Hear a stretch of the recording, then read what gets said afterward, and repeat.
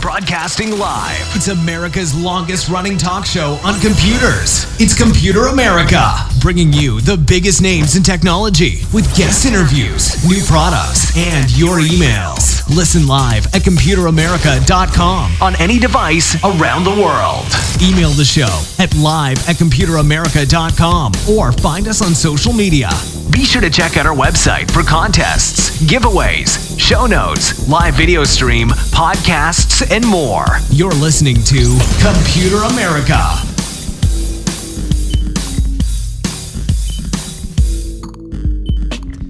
Hello and welcome into the Computer America Show. We are the nation's longest running, nationally syndicated radio talk show on computers and technology. Thank you for joining us. I'm your host, Ben Crossman. And for everyone out there joining us on IRN, everyone out there listening to us on the podcast, after the program, everyone who listens in between, thank you so much for tuning into the show today. And hey, we have a great show planned for you, where for the full hour, we will be doing computer and technology news. And that is a segment dedicated to all of the late breaking news articles that you should probably know about, where we have a lot of variety today. And, it's not just dominated by just Apple or something like that, but rather we have everything from implants that are finally giving paralyzed patients the ability to walk again. Very, very cool. We have others, such as how Microsoft is actually gating some of the features of Microsoft Office to the Office 365 service. And on top of that, we also have some news about the gig economy and Qualcomm and their accusations towards Apple. Lots and lots to talk about.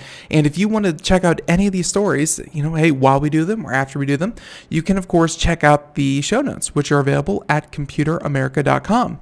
Scroll down a little bit. Actually, it should be one of the first images there. But you can find today's show and simply click on that, and you'll see all the articles, any reviews, any videos that we show.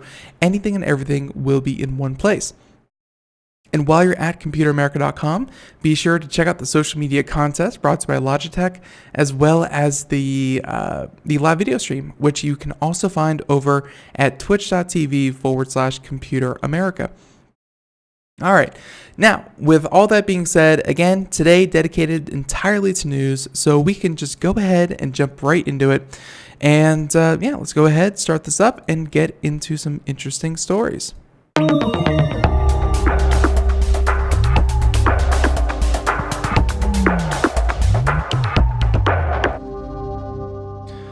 So obviously a lot of ways that we could start today's program, but why don't we go ahead and talk about these two that are somewhat related, obviously both going to be related around internet connections. This first one was a story that we actually picked up yesterday, but unfortunately did not get a chance to get into. Hence why we're getting into it now, and then we'll segue it over into our next story. But the first one, and you can of course see it here, this one coming to us from The Verge, very, very, very well-researched article here, but how bad maps are ruining American broadband.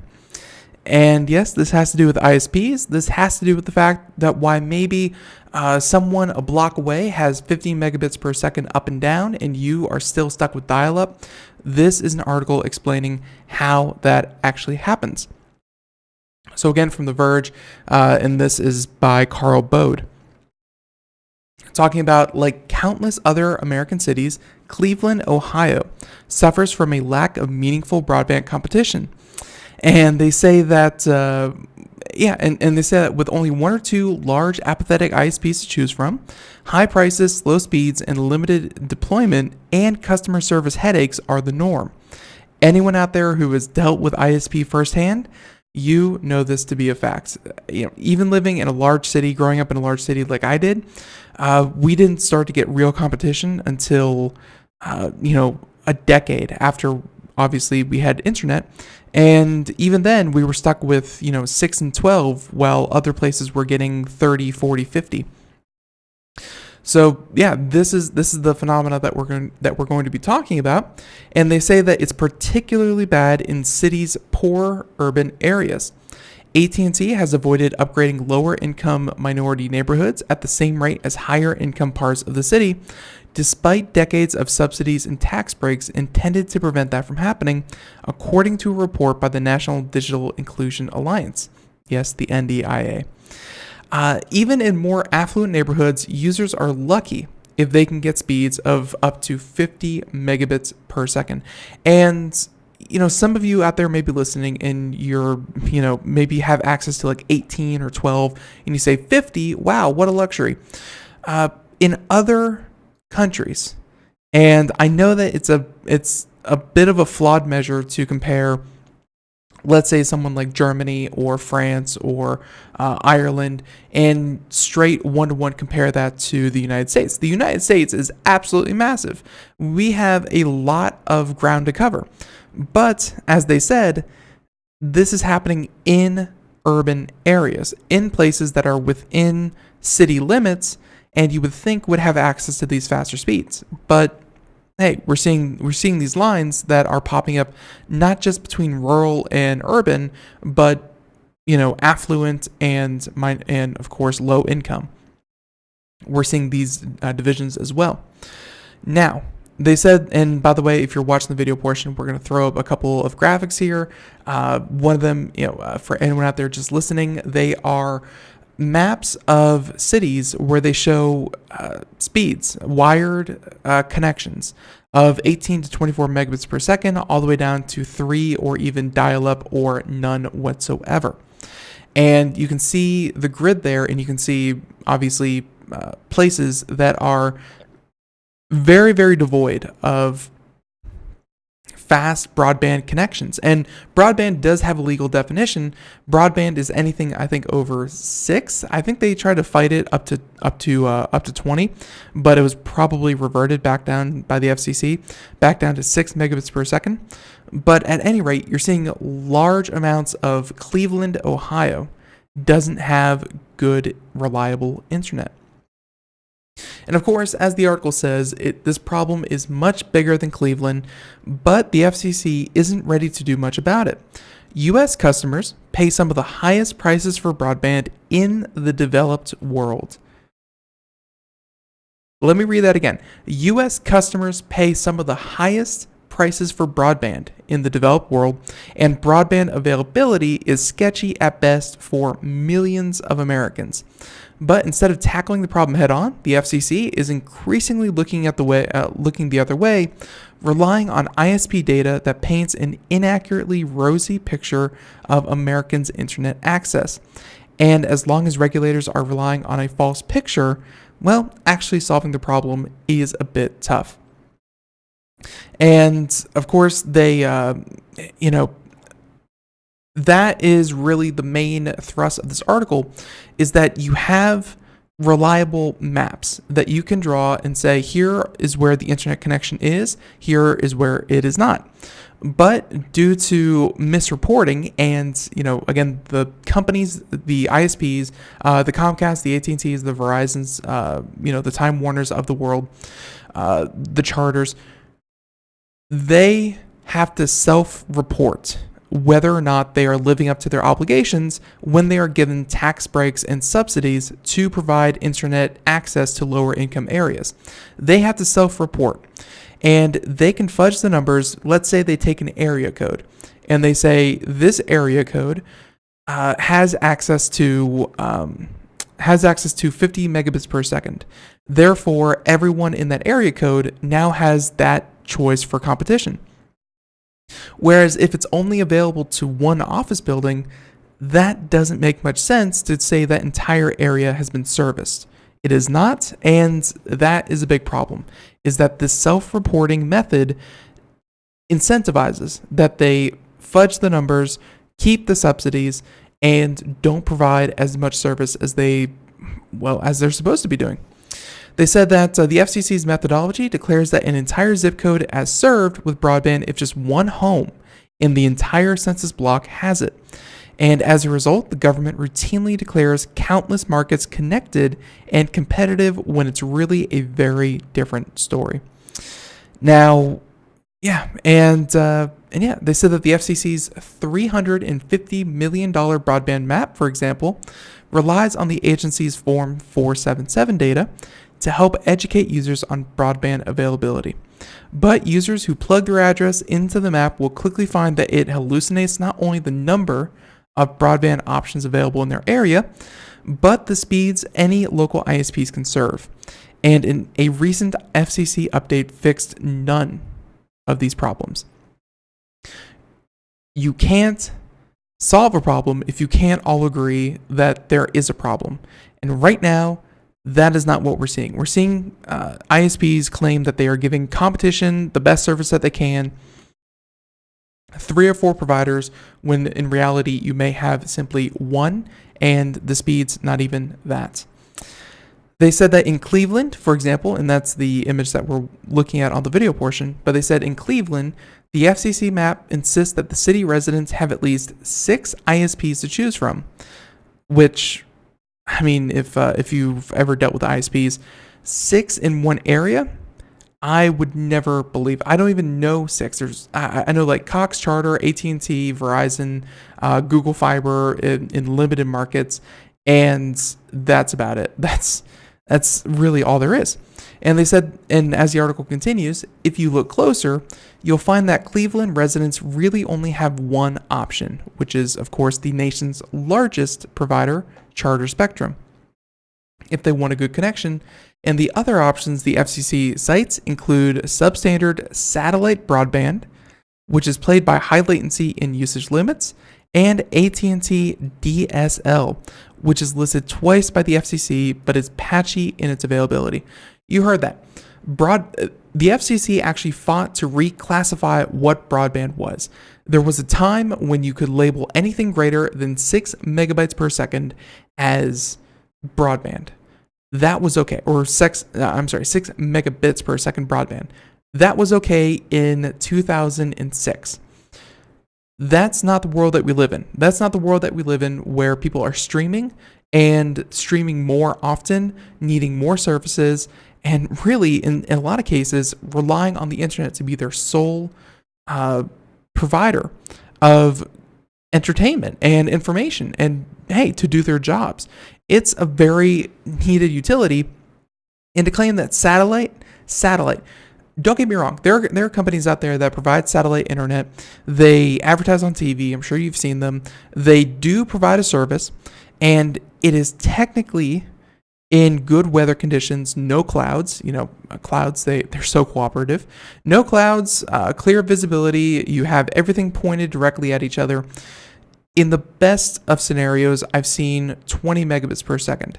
And of course, that can go in and out. That is kind of hit or miss.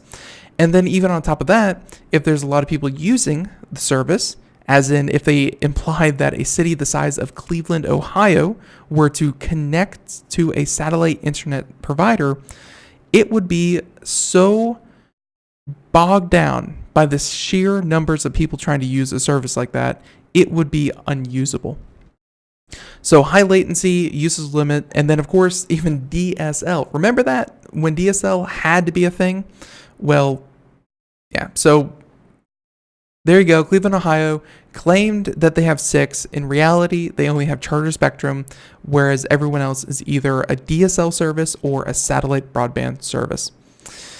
It's and hey, only having one real option means that market is essentially captured. It is no longer competitive, and you can call up Charter and you can say, hey, my internet just went down and it's the 3rd time this month.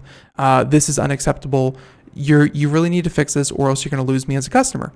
And that company, be it Charter, Verizon, anyone, that company, if they know that they are the only game in town, then what incentive do they have to actually fix the problem, as opposed to just saying, all right, good luck finding another provider, because your options are DSL or satellite, and they know you're not going to go. It's a real problem. And again, leading to the reason why the United States pays more for broadband service than any other country in the developed world, or almost any country in the developed world. They said that broadband data is not a fine wine or cheese. There is no reason to store it in a cave to age. Mitchell's organization recently took a closer look at the disparity between reality and the FCC data in Rochester, Minnesota, home of the Mayo Clinic. You've heard of them. And by the way, we're going to throw up another image of Rochester, Minnesota, of course. And yeah, pretty big city. You can see where obviously the little black dots will be the buildings. And for everyone out there who cannot look, you can only see.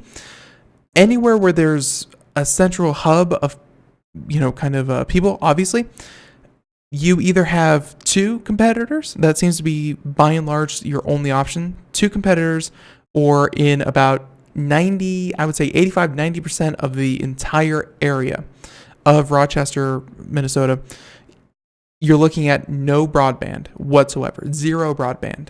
And then even on top of that, if you do, no competition, which is in some ways just as bad. Now, they said that according to the FCC data, Rochester is awash with broadband options.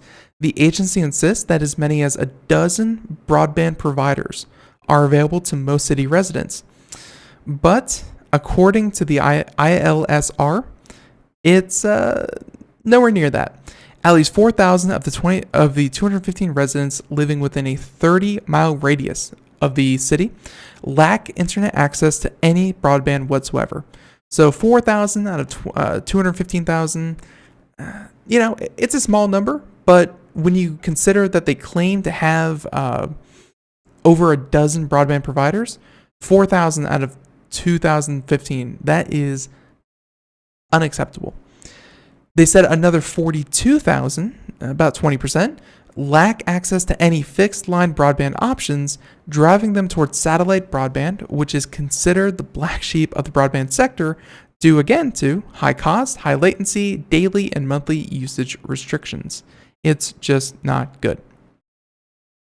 Now, in Rochester, 19,000 consumers have the choice of only one local cable provider, and in reality looks absolutely nothing like the picture that the FCC is trying to paint. And that is the issue that keeps coming up. The data and the maps that the FCC is relying on to prove that Americans have internet access does not reflect accurately the internet access that customers are trying to do. I mean, heck, even in the area that I'm in, we have access to one good provider. Everyone else is DSL, and we have to run a line out here. It's just not competitive. We have one choice. And that has been the go-to for a long time. And it's really, if the FCC really continues the way that it's trying to portray broadband services, it's only going to get worse, because 5G, we've been talking about cell phone, 5G. 5G is broadband. A 5G connection is broadband. It is not meant for computers or homes or anything like that, because, well, you have to charge. They charge you by the gigabyte, and putting that kind of restriction on a home in a home environment, it would cost you so much more. But that won't stop the FCC from labeling 5G as a competitor in this market. So let's imagine that you have no broadband ISPs in your area. The only ones that are kind of quote unquote broadband are old DSL lines that are technically broadband but cannot really support a true broadband connection, or satellite broadband, which, as we said, is not really that reliable yet, or 5G. And so if an ISP is looking to build out infrastructure, expand their network, kind of fix some of these holes in what you would consider their markets, if they look at your house, which you currently have no good options, and they say, oh, this person has 3 different options already to choose from, why would we bother? When in reality, you're stuck with none. It's a real problem. Now, let's see, we're going to go ahead and skip through this article a bit more. Don't want to spend the whole show on this one. But let's get into some statements, some quotes here. This is by Senator John Tester, who is, and Senator John Tester saying that, quote, the maps stink and we've got to be more proactive in getting them fixed. The providers created this problem by showing you a map that's covered in red. And he said that we've got to kick someone in the, I can't say that word on the air, to get the problem fixed. And by the way, end quote, other government agencies agree. The general, they said that the other government agencies agree. The General Accounting Office released a study last week stating that the FCC routinely overstates broadband availability on tribal lands, actively harming the government's ability to get these marginalized populations connected. Tribal lands, so Native Americans, places that they have enough problems already, and you don't need the fact that they don't have a reliable internet connection, to conduct business or flow of information. They don't need that on top of everything that they're already dealing with. So, let's see. Let's go ahead and skip. All right. So last quote. And this is by Gigi Sohn, a lawyer under the previous FCC, by painting a far rosier picture of the digital divide than is warranted, policymakers have a far less sense of urgency about fixing the problem. And of course, if you don't have the breadth of a problem, policymakers can't be very strategic or targeted in fixing it. And they said that I would require the internet access providers to, at a minimum, do a block-by-block mapping, and preferably every home or building, along with prices, which would then be reported on the Form 477. It's just a lack of political will to ask the companies to do more. And there you have it. Now, the takeaway from all that, from that huge article, which again, well-sourced and well-written, the maps that the FCC, the Federal Communications Commission, the commission in charge of ensuring that you have access to internet, and not just internet, but good, fast, affordable, reliable internet, they are using outdated maps and bad methodology to show you a picture that they claim that you will have access to any number of providers and that you are flush with competition, prices are being driven down, and you as a consumer are better off for it. But, and I'm not even asking you to believe this article or any of the sources that they list, but you yourself at home, when you're listening to this and it's time every 2 years, as you should be doing, shopping around for a new internet provider to see if there's a new promotional rate or if anyone is providing a better service than what you are currently getting. Think about yourself and your home and how many actual choices do you have? Odds are you are like a vast majority of Americans out there, where you are lucky if you have 2, you are normal if you have 1, and you are in the vast minority if you have 0 good options. So just wanted to get into that one, and let's see. And of course, some of the comments from the chat room saying that they'll charge you again at the end of the service for not returning your products. And of course, there's tons of other predatory, kind of practices that these people do. I'm just talking, and of course, this article and myself, we're just talking about the availability of the technology. The poor customer service on top of it all has to stem from the fact that, it's us or nothing. It's a lack of competition. There's no recourse that you can take if they, treat you like dirt. So there you go. Big article. Definitely want to get into that. And then, like I said, this, of course, segues into our next article, which I think might take us to the break. I'm not sure. But OpenSignal, and this is a statement by OpenSignal, and this is from fiercewireless.com.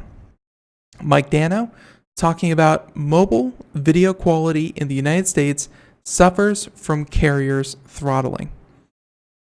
Of course. So this isn't the wired connections that we've been talking about for the past 20 minutes, but rather this is the streaming video over phones, tablets, what have you, 5G, 4G, whatever. And you think, well, at least that kind of internet is good. And it turns out, not so much. America is still paying too much and getting far too little for the service that we're actually provided. And let's see, they say that the United States lags behind dozens of other countries when it comes to the quality of streaming video available to mobile users. And according to a new report from the mobile network testing company OpenSignal, that's in part because most United States carriers throttle the quality of video over their networks. Yeah, they throttle them. So I know that I think it was, I'm just going to throw a name out here.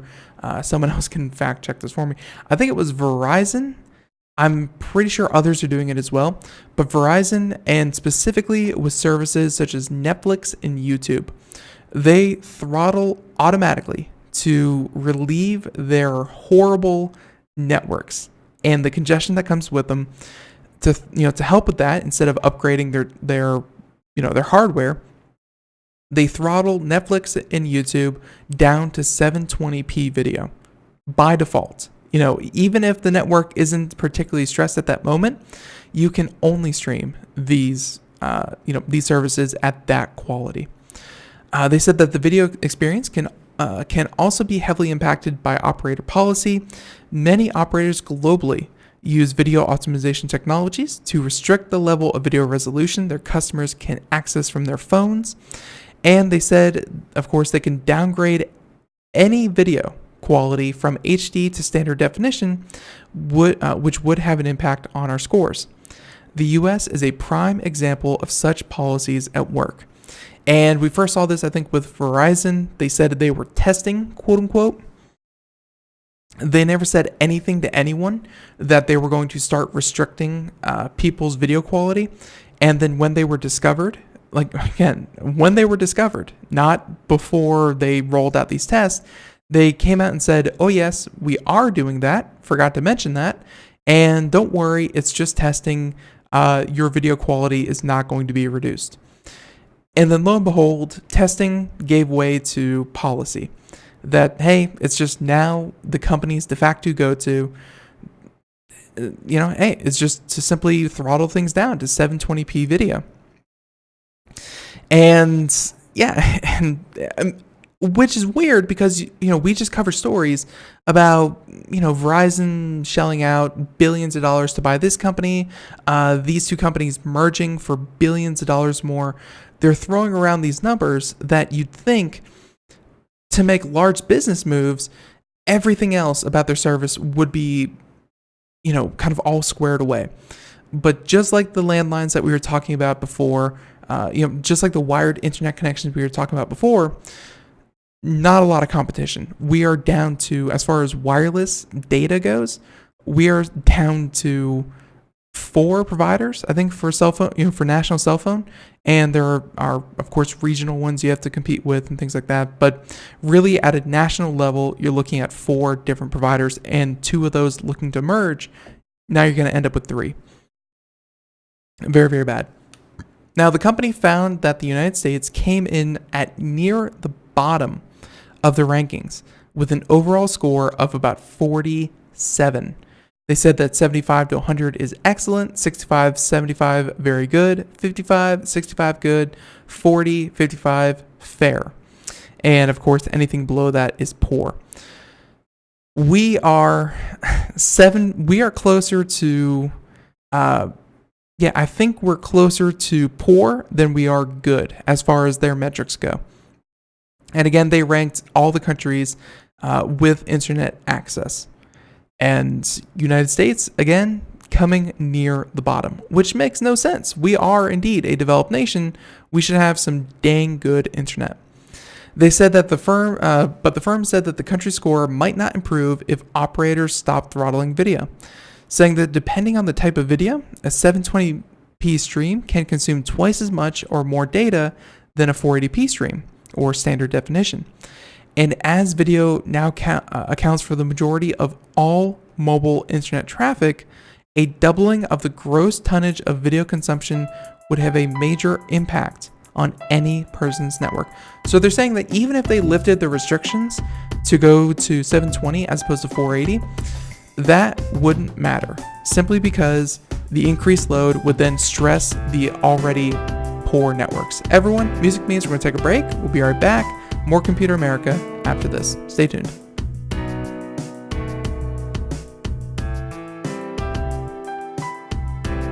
Greece is cheap. But the airfare costs a fortune. Paris? Not much closer, and again, airfare... What about Puerto Vallarta? Let's face it, flying anywhere is just too expensive. Wait, what's this? Low-cost airlines. With one call to low-cost airlines, you'll drastically slash your travel costs. We're talking insanely low airline prices to any of your favorite destinations. Where would you like to go? London, Rome, Costa Rica, Australia? Wow, that's cheap. So why wait? Call now to learn how crazy cheap it is to fly anywhere in the U.S. or international. Our prices are so low, we can't publish them. The only way to get them is to call to instantly hear the most amazing best deals on airline travel. It's that easy. So call now and start packing. 800-215-4461.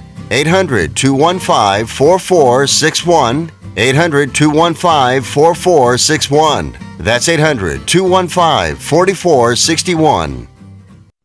We are all Brother Wolf. 10 years ago, a group of locals banded together to create positive change. We took animals into our homes, held adoption events at local retailers, and talked to the community about our mission to help build a no-kill Asheville.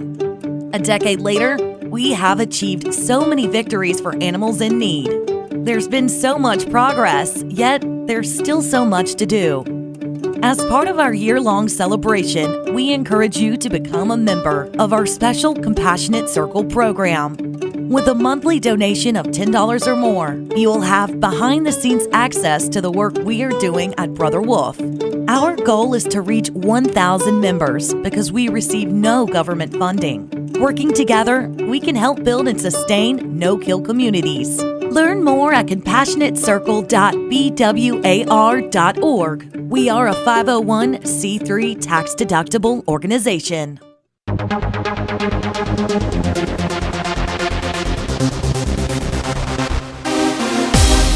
And welcome back to the Computer America Show. It is 32 minutes past the hour as we continue on here.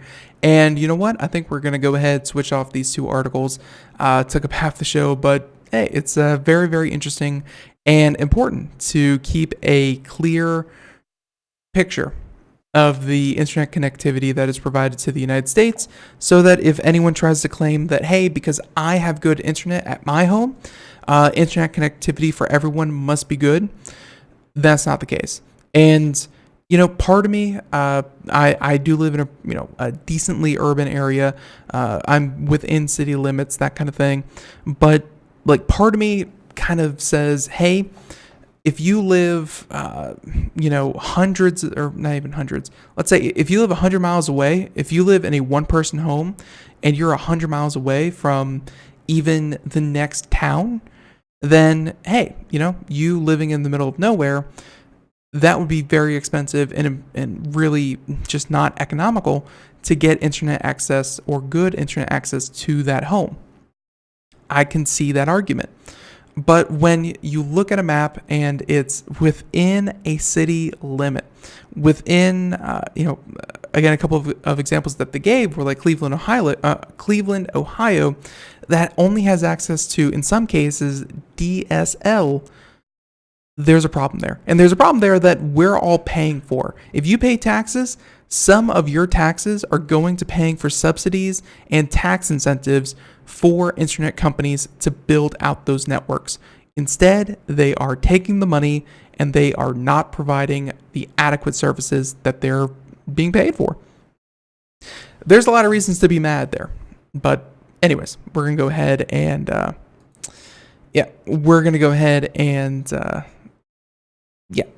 let's go ahead and switch over to this next story. Now, this one shouldn't get you mad, but Comcast, you know them. They just yesterday we talked a lot about Comcast and their acquisitions.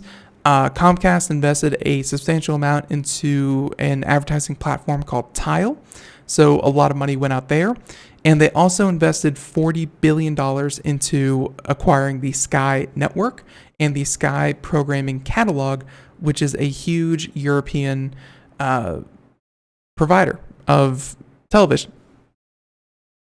Now, obviously, lots of money going out. Where do you get money coming back in?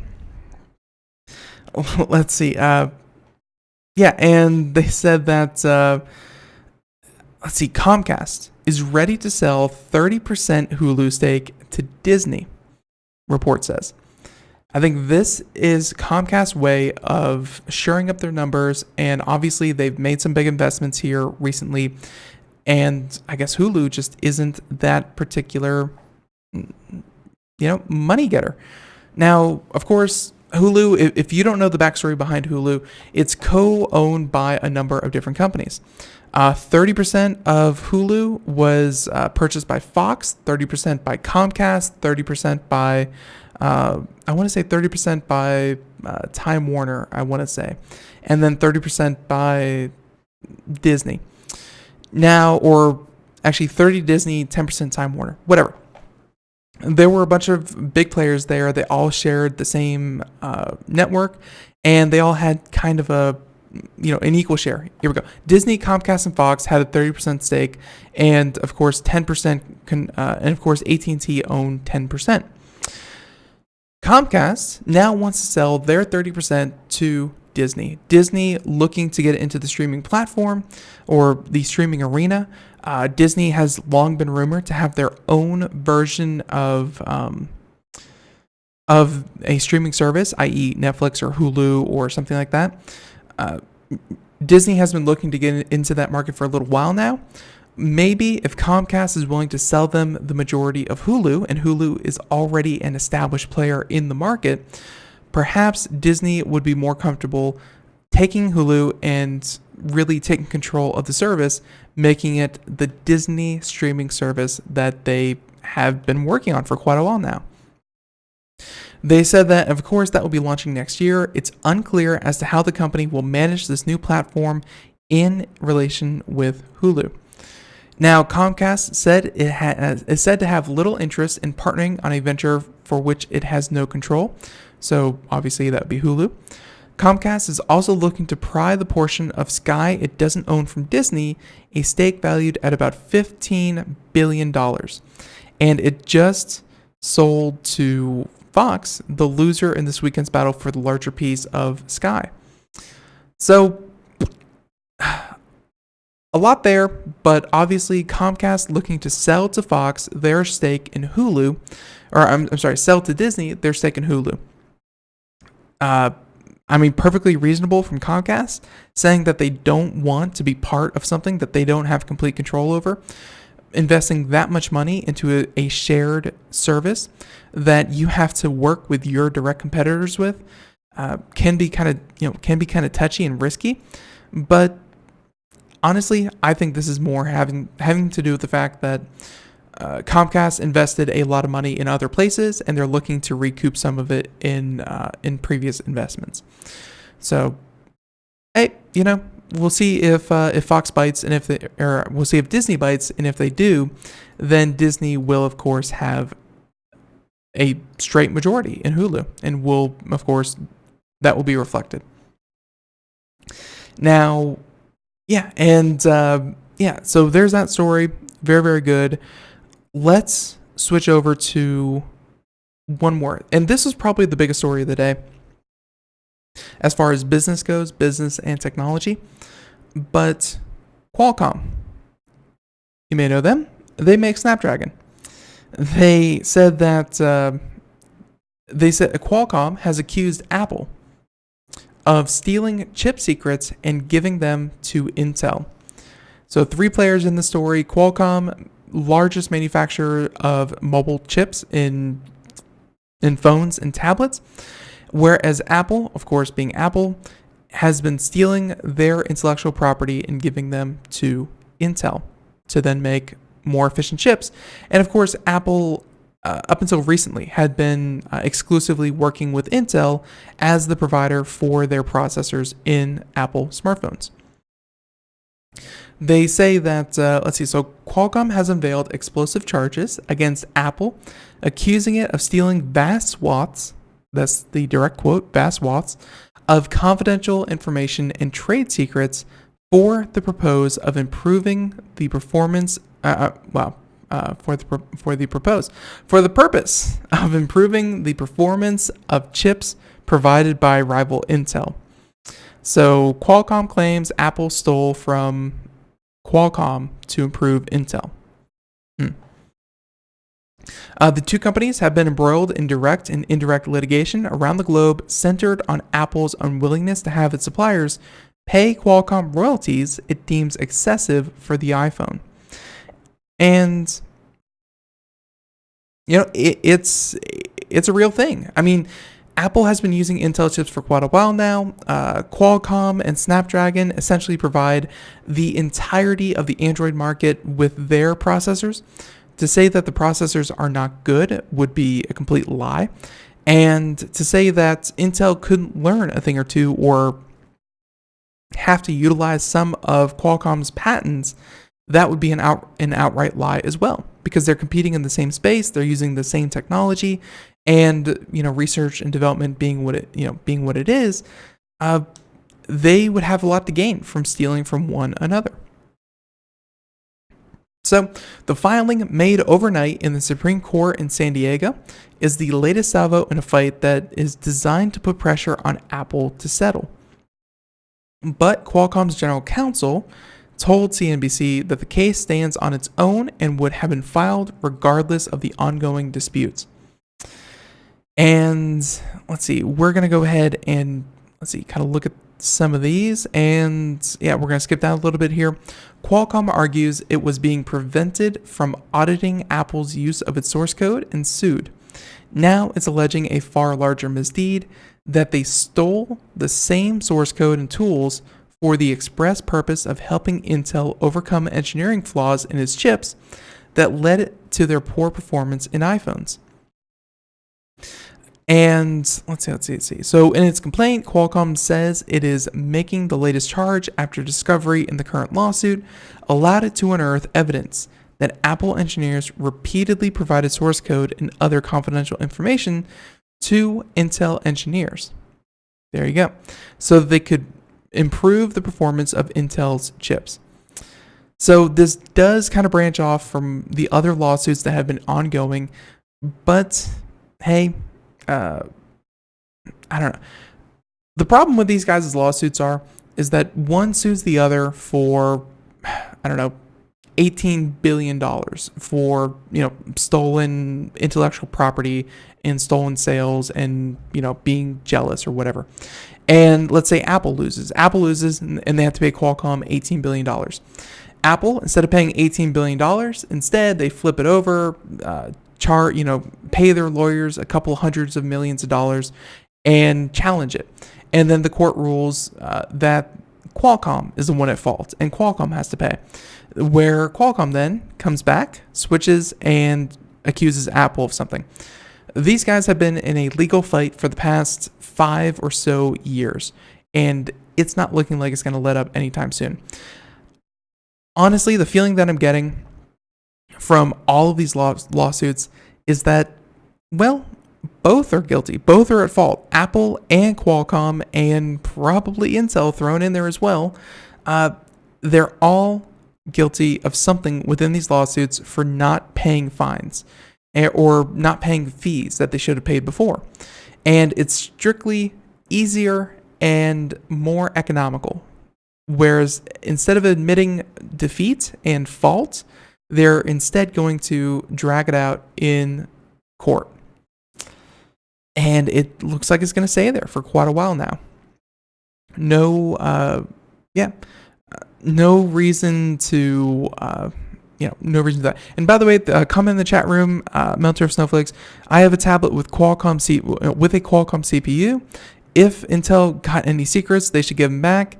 And that's not really the way that it would go down.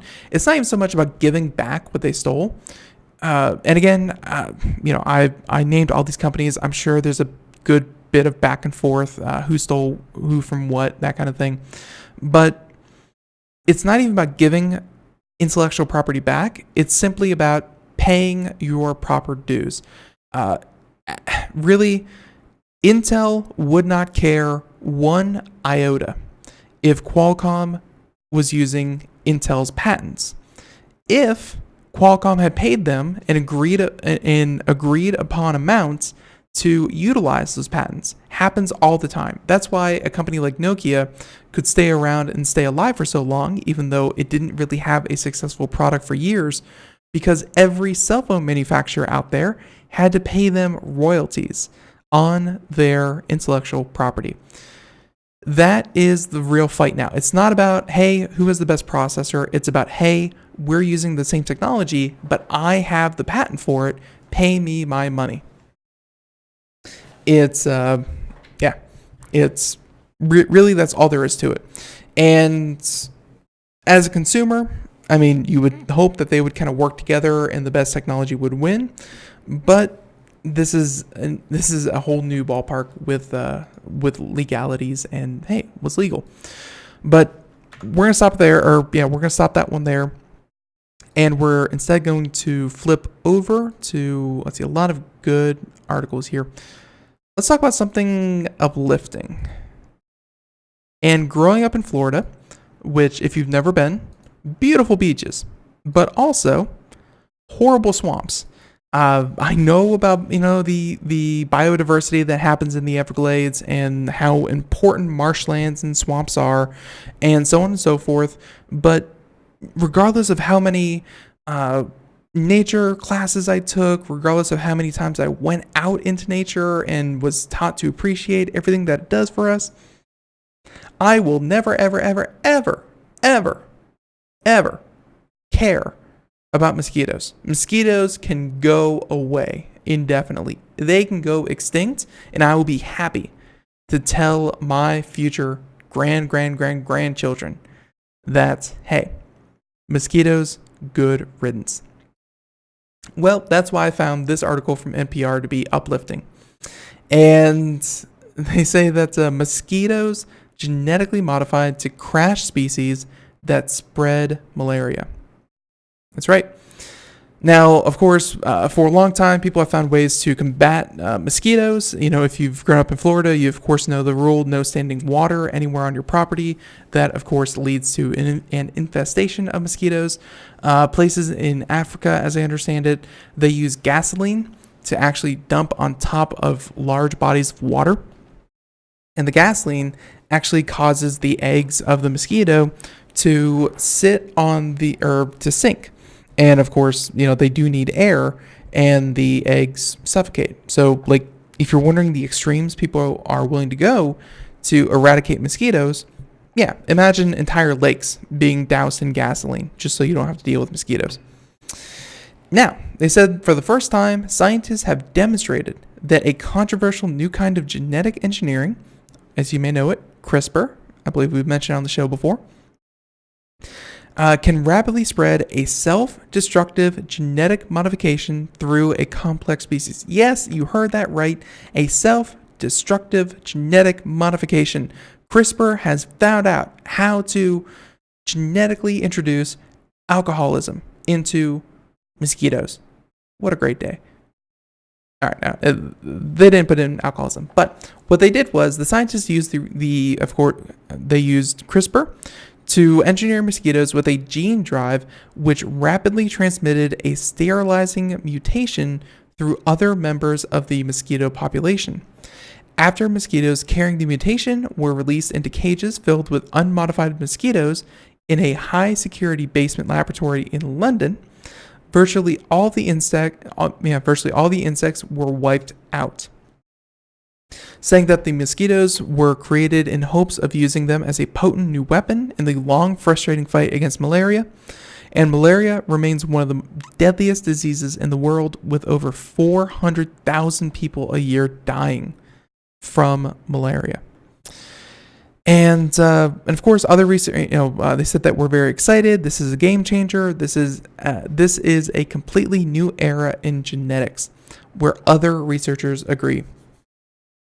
Now, the reason that this is so good, as opposed to pesticides, as opposed to many other, let's say malaria vaccinations, things like that, this is done kind of quote unquote naturally. A mosquito who has had its genes modified so that they would pass along a sterilized version of itself means that you can't,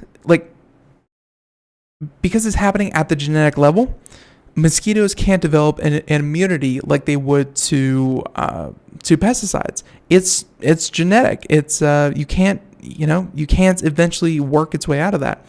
And while of course other modifications, because genes being the role of the dice that they are, a few mosquitoes may overcome it, but that does not mean that their next generation would be immune to it as well. This is happening without pesticides. What happens within the mosquito has no effect on any other person. Just because they genetically modify these mosquitoes doesn't mean that suddenly they become larger or more potent or deadlier. It simply targeted the mosquito themselves. And that's what's so exciting. The scientists acknowledge that the technology raises serious concerns, so it will require broad political debate, rigorous regulation, and the consent of people living in areas where this might be released. Nevertheless, there is already intense opposition among some activists, saying that Africa has become a testing ground for a technology that has not been proven, a technology that no one can say is safe definitively. I think they could. I think they could say that it's safe definitively. And I mean, really, if a place is being ravaged by malaria, if 400,000 people a year are dying to malaria, I think not introducing something that shows so much promise seems more unethical than, making this the first place that it's actually used. But, and they say that it could lead to ecosystems crashing, and that is a biologist who works with the group EcoNexus, saying that it could lead to other species coming to fill in the niche where so that there are even more problems. It's beyond our ability to predict what the consequences are, except that it could be devastating. And yes, there's this whole domino effect, but I don't know. If this is one of the biggest problems in the area and you have a solution for it, saying what comes next might be worse is completely discounting hundreds of thousands of people who die from something that you could potentially solve. And to say, well, what if that didn't happen? Or, to claim that there might be something worse on the horizon completely negates all those people losing their lives year over year. So, we are going to kind of drop it there. But again, after living with mosquitoes for so long, I can safely say, goodbye mosquitoes. Happy that you will no longer exist. Hopefully, eventually, one day. So there's that one again from NPR. Great article. Man. All right. Let's see. This one might take us through, and full disclosure, this is a news story from Norway. That's from it's from a paper, and I'm sure I am completely going to butcher this. Ostfold. It's a Nordic newspaper, and they had this article talking about a hospital had to cancel anesthesia because the PC was updated or was updating. And get this, a computer whose job it was to monitor a patient's vitals while they were under anesthesia in the hospital. The entire operation had to halt, where I believe the person had to stay under anesthesia for an extra hour. That's right, they had to be anesthetized for an extra hour because the PC had to be updated, rebooted, and functioning again. If you ever want to see the bad part of connected medicine, well, this would be it. And here we go, saying that, quote, it was completely unexpected and was completely was completely surprising for the personnel to investigate the patient. And they said that it was before summer that the technology failed at the worst possible time when a patient in anesthesia was to be examined at one of the hospital's departments. The PC used was automatically updating the software in the middle of the survey, and therefore had to be canceled because the hospital did not have a backup PC. And of course, it will not happen, and the event has been carefully followed by the hospital. And the hospital has drawn last year as one of Europe's best in terms of technology in treatment. So this is one of the best hospitals in Europe, praised for its use of technology. And this time, in this one particular instance, technology, well, kind of bit it in the butt. And however, the unexpected interruption caused the patient to remain unnecessarily in anesthesia for an hour, where the patient later had to be re-examined with new anesthesia. So, again, this is from a Norwegian newspaper. We use Google Translate to translate the entire article. From what I can kind of gather, it seems like they were trying to do a study. The patient was anesthetized, and the PC was updated, so the patient had to sit there and be anesthetized. I guess everything like that was under control, but the study was null and void because they couldn't collect any data because the computers were being updated. So later they had to do the whole thing over again with the computer running this time and everything. And they said that the hospital has subsequently modified routines so that such events cannot happen again. Saying that the routines have been reviewed and changed, and in principle, it should not happen again. This type of PC should no longer be able to go to update without getting started manually. And they never named outright what it was, but I think a lot of us out there have been, boot up their Windows PCs, and their Windows had to go through an update. See, this would be a sci-fi movie of the week in a month. Yeah. It's, I can definitely see that. And again, so the hospital didn't use computers to administer the anesthesia.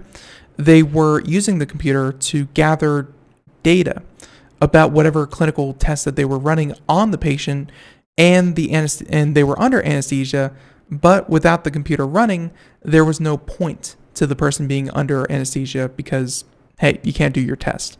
So that was the big hubbub, but waste time just from a PC update. Pretty bad. And hey, we're going to hear more stories like that as things, kind of develop. Now, man, less than a minute left. A lot of stories that we have here. So some of the stories that you can check out at computeramerica.com if you feel so inclined. We have stories such as the gig economy. Yes, the idea that you pick up your phone, join an ecosystem like Uber or Uber Eats or any other food running, ride sharing service, that kind of thing. The gig economy drivers are making half of what they did in 2013. And that's according to JP Morgan Chase. And they said that there are more gig economy drivers than ever before, but earn half of what they did in 2013. There's a very interesting article about Walmart and how they're using the blockchain to, monitor their lettuce. Walmart has been the purveyor of many lettuces that have gotten people sick, and you can see where they would want to get their supply chain and freshness and verify everything much better. It looks like they're going to turn to the blockchain to get that done. And let's see. Oh, last one. Mozilla Firefox will monitor and, of course, then alert you whenever one of your accounts has been compromised or hacked. So Mozilla Firefox Monitor, a new service to let you know if you've been hacked. Everyone, the music means that we're just about done here. I want to thank everyone out there listening on IRN, everyone out there listening to us on YouTube, SoundCloud, Spreaker, iHeartRadio, wherever you happen to listen to us. Thank you so much for tuning into Computer America. Tomorrow on the program, we have the one, the only, I believe, let's see. I want to say we have Scott Schober. Yep, Scott Schober. I was right. Scott Schober joining us all tomorrow. It will be security and more. He's a very interesting guest and love having him on. And be sure to check that out. As well as Thursday, we will have our Linux Thursday, our all Linux show this coming Thursday. Mark your calendars and be here 4 p.m. to 5 p.m. Eastern, Monday through Friday. And until next time, everyone, thank you so much. Tune in. Bye-bye.